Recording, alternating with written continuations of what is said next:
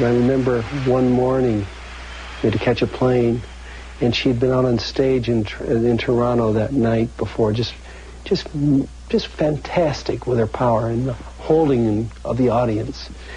The next morning, she was brought to the aircraft in a wheelchair, and she was frail. It was hard to believe it was the same individual.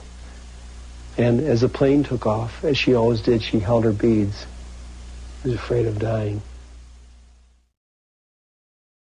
Here's another story. This one comes from Karen Brandt in Chicago.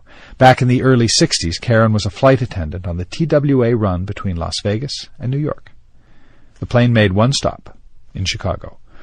But late one night, Karen was warned that Judy Garland would be boarding in Vegas. Judy Garland was flying to New York with her hairdresser. As it turned out, the two would have the whole first-class cabin to themselves, and Karen was to be their attendant. Before they boarded, though, Karen was given some very clear instructions. Do not speak to her. Capital letters. Seriously? Yeah. Oh, yeah. Do not speak to her. So tell me what happened. Did she come on with a big flourish, or how did that happen? No. As a matter of fact, she didn't. She came on. She's a small woman. I'm not very tall. I'm about 5'5.5". Of course, I was wearing big girl shoes, but I'm not a tall woman, and she is very small and delicate looking. And she came on, well, very quietly. Her hairdresser was more self-important, frankly, and reminded me that I could not talk to her.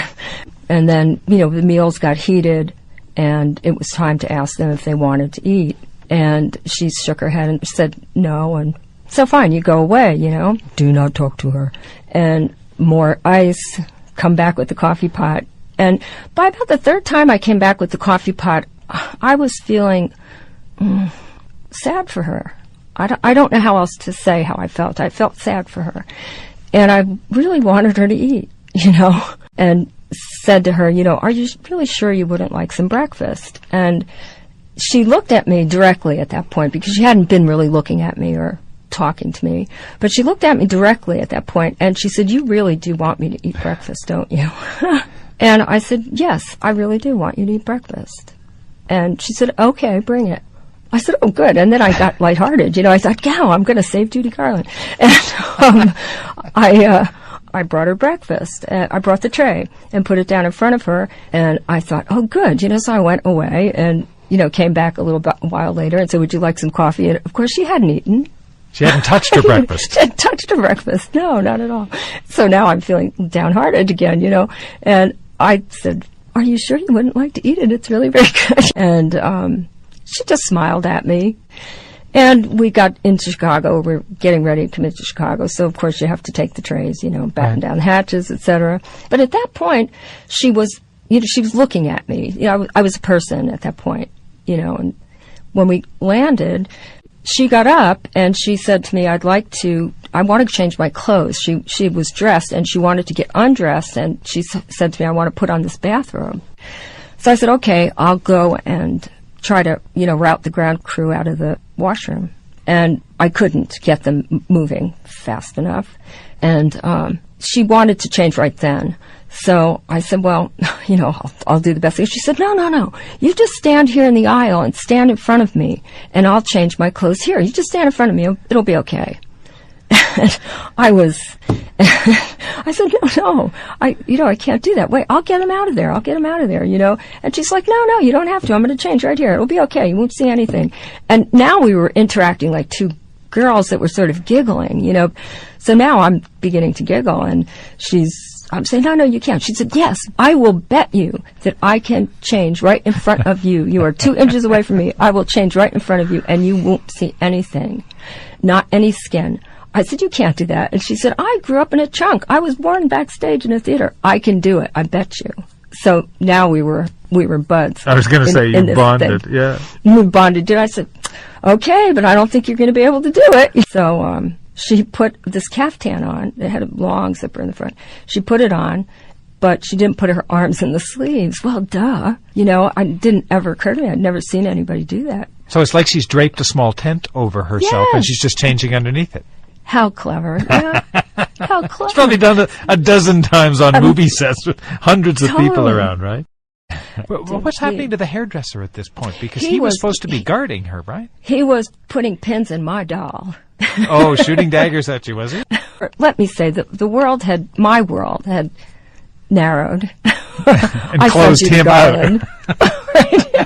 I was in love, I mean, I couldn't have focused on anybody else. It was a good thing there was no one else in first class because I couldn't have focused on them anyway. Okay, so tell me, though. I mean, I've always had a crush on Judy Garland. I find her gorgeous. I love the way that she presents herself. Are you telling me that this moment in the first-class cabin of this TWA flight, you were actually experiencing that charm one-on-one yourself? Yes, absolutely. She was everything that you see on the stage, except just one person to one person. Wow. I don't know if I'm expressing that very well. She was just somebody you wanted to be friends with. Well, after the plane had been cleaned, it was near dawn and time to take off for New York. She said to me, will you sit with me for takeoff? Can you sit with me for takeoff? And I said, sure, because we were taxiing out. So she got up and we moved across the aisle and she sat at the window seat and I sat in the aisle seat. And now the sun is coming up. And, okay, this was like, oh my God. She held my hand. She held my hand, like, between her two hands, and she's looking out the window, and she's in this bathrobe, and no Judy Garland glamour thing going on. And we're taking off, and she looks at me, and she said, "You are so lucky." And I was like, I am? And she said, "You get to see this all the time. How fortunate you are." Oh, she's talking about the sunrise. Yes. She's talking, look how beautiful it is. But it was quite a moment. And I wondered if there wasn't some longing in her to be just a person on an airplane enjoying a sunrise.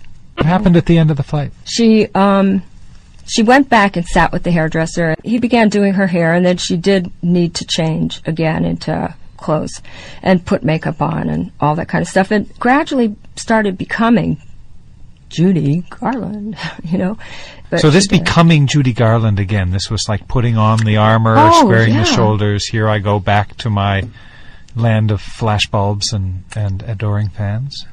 Quite literally. And when we landed, and I started to open the door, and she said, "Wait a minute." And so I did, and she said, "How do I look?" She asked you? Yeah. Nice. "How do I look?" And she was adjusting the fur coat on her shoulders, and she seemed to grow, like, taller and bigger. And I said, "You look beautiful." And she said, "Give me a minute." And I did, and she said, "Okay, I'm ready for him. Open the door." And I said, "Okay." And I opened the door, and she thanked me and said goodbye, and I got weepy and wanted to chase her, I have to admit. And, she stepped off that airplane, and she was walking on a stage.